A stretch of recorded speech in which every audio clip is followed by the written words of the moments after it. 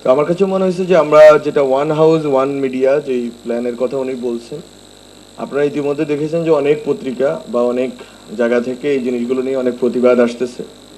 বিভিন্ন শিল্পগোষ্ঠী বাংলাদেশে গত 15-16 বছর না শুধু এর আগে পরে মিলিয়ে অনেক মিডিয়া তৈরি করছে, এবং একটা একটা হাউজেরই বা একটা পরিবারেরই বা একটা শিল্পগোষ্ঠীরই দেখা যাচ্ছে 2, 3, 5, 6 করে পত্রিকা বা বিভিন্ন ধরনের মিডিয়া প্রতিষ্ঠান আছে।